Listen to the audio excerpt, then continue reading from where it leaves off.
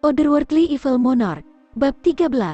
Judul, Siapa yang berencana melawanku?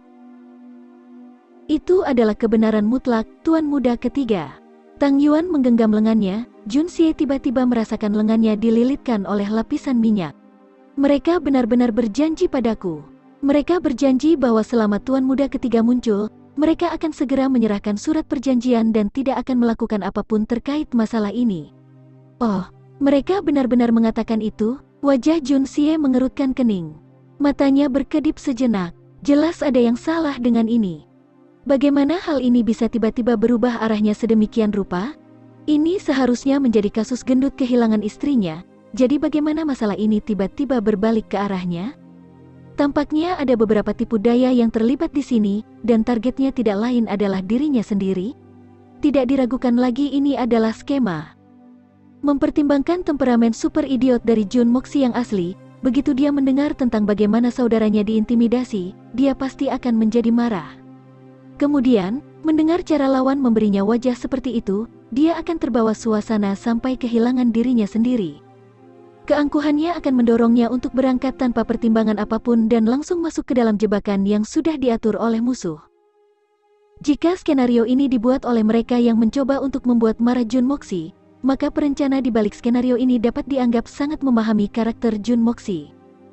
Tidak, skema ini tampaknya hanya menargetkan Jun Moxi. Tidak ada yang tertarik untuk meletakkan skema terperinci seperti itu untuk debauci yang sama sekali tidak berbahaya. Target sejatinya tidak lain adalah kakek Jun. Mungkin juga di belakang para pelaku ini berbohong dalang lain.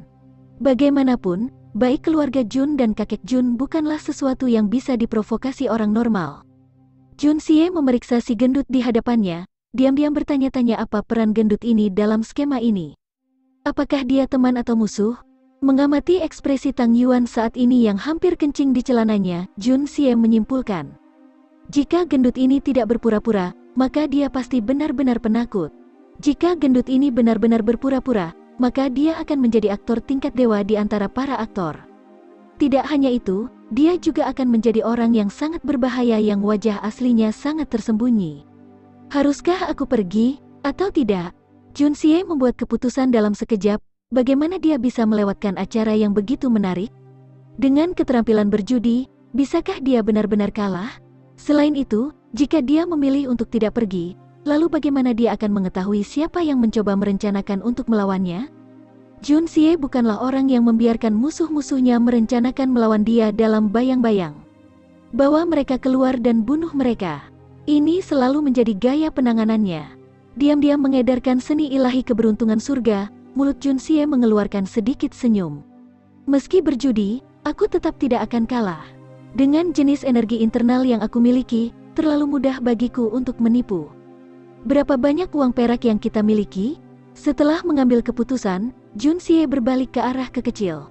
Mendengar Jun Xie mengajukan pertanyaan menggunakan kata kita, hati kekecil dipenuhi dengan perasaan malu dan senang, hatinya entah kenapa merasa sedikit manis. Dia menjawab dengan tersipu. Setelah Tuan Tua memotong uang belanja Tuan Muda terakhir kali, kotak perak saat ini menampung 120.000 lembaran perak liang, lembaran emas 30.000 liang, lembaran emas 300 liang, perak putih pada 100 ingot, pecahan perak. Cukup. Aku tidak akan menggunakan sebanyak itu. Melihat kekecil dengan hati-hati menghitung semuanya dengan detail seperti itu, Jun Xie dengan cepat menghentikannya. Kalau tidak, gadis kecil yang keras kepala ini bahkan mungkin menghitung berapa banyak koin tembaga yang ada. Keluarkan 50.000 lembaran perak liang, dan siapkan lusinan keping perak lagi. Kata Jun Xie. Bagaimana jumlah kecil ini cukup? Tang Yuan praktis melompat, wajahnya menangis saat dia memohon. Saudaraku, Tuan Muda Ketiga, ini bahkan tidak cukup untuk menutupi sebagian kecil darinya. Kamu tidak mencoba mengirimku ke kematian aku kan? Aku memohon padamu, saudara. Gendut, bukankah tadi kamu mengatakan bahwa selama aku muncul, maka masalah surat perjanjianmu akan diselesaikan? Kita akan berjudi, tidak akan mengirimi mereka uang. Tuan Muda Tang, mengapa kita ingin membawa begitu banyak uang? Bukankah itu akan menjadi kelebihan bagasi yang memberatkan? Apakah kamu tidak percaya pada keterampilan perjudian aku yang tidak tertandingi di dunia? Jun Xie menjawab, keterampilan judi kamu yang tak tertandingi di dunia? Sepasang mata kurus menatap dengan bodoh sampai menjadi bulat karena terkejut. Prestasi ini bukanlah pencapaian yang mudah untuk wajah gemuk Tang Yuan. Tidak diragukan lagi itu adalah manuver yang sangat sulit.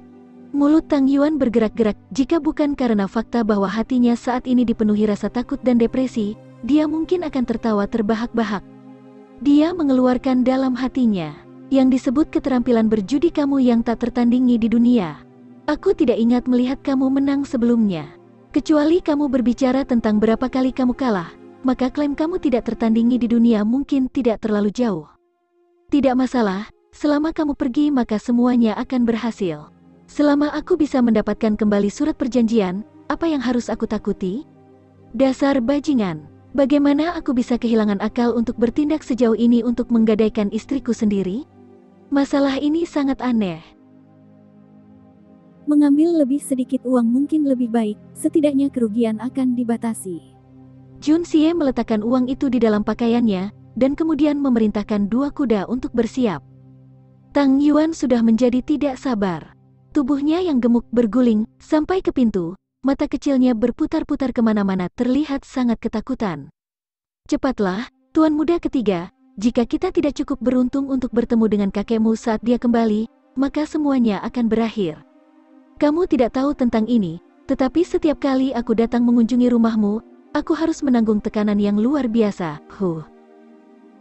Jun Xie tertawa saat dia melompat ke atas kuda, melihat ke atas, katanya. Dari caraku melihatnya, kamu sepertinya tidak setakut itu hari ini. Saat Tang Yuan melompat ke atas kuda yang ditunjuknya, dia membebani kuda yang sehat itu sehingga membuatnya meringkik dengan keras. Keempat kukunya menjadi lunak, hampir membungkuk ke tanah. Menempatkan lebih banyak kekuatan, akhirnya bisa berdiri. Kuda itu mungkin bertanya-tanya pada dirinya sendiri. Aku telah membawa banyak orang. Biarpun membawa jenderal dengan armor lengkap dan senjata di tangan, aku masih bisa lari dengan bebas. Tapi kenapa orang ini merasa begitu berat hari ini? Satu kesalahan perhitungan dan aku hampir kehilangan kuku depanku. Jun Xie tidak bisa menahan diri dan tertawa. Dia kemudian memindahkan kudanya yang sehat ke depan. Di belakangnya, 8 pengawal dengan tubuh kokoh, membawa pedang di punggung mereka mengikuti. Kuda Tang Yuan juga mulai bergerak, tetapi dengan susah payah. Itu meringkik berat saat mengejar mereka. Mereka pergi ke jalan Dongfeng besar, yang dianggap sebagai jalan paling mewah di kota Tianxiang. Jalan itu ramai dengan aktivitas dan dipenuhi dengan arus orang yang mantap. Tang Yuan tidak menyisihkan pikiran untuk kudanya dan bergegas keluar, memimpin. Dia bergegas jauh ke depan sambil terus-menerus melihat ke belakang, wajahnya dipenuhi dengan kekhawatiran, tampaknya takut bahwa Jun Xie bergerak terlalu lambat.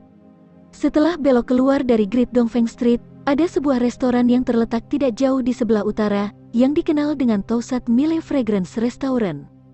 Keluarga Li menjalankan restoran ini. Di belakang restoran terdapat halaman besar yang tidak terpakai, ini adalah Aula 1000 Emas yang disebutkan oleh Tang Yuan. Area rahasia ini adalah tempat tuan muda dari keluarga bangsawan menghabiskan banyak uang. Di sana, tidak ada batasan untuk apa mereka akan bertaruh, selama bisa dibayangkan, seseorang bisa bertaruh. Jun Xie baru saja hendak mengarahkan kudanya ke depan, ketika beberapa orang tiba-tiba muncul dari pinggir jalan. Yang memimpin adalah seorang gadis muda, dia berjalan ke depan dengan kesal dan dengan marah berteriak. Berhenti mengikutiku, kamu menggangguku sampai mati. Orang lain mencoba membujuknya tanpa henti sambil mengejarnya. Mengikuti di belakang mereka berdua, ada 8 pengawal. Dia tampak seperti putri dari keluarga kaya. Jun Xie melirik gadis muda itu cemberut, tetapi diberkati dengan ketampanan. Gadis muda yang sedang dalam amarah melihat Jun Xie menatapnya seperti itu, menarik napas dalam-dalam dan mulai mengutuknya. Apa yang kamu lihat? Kamu cabul. Gadis muda itu sudah merasa sangat kesal.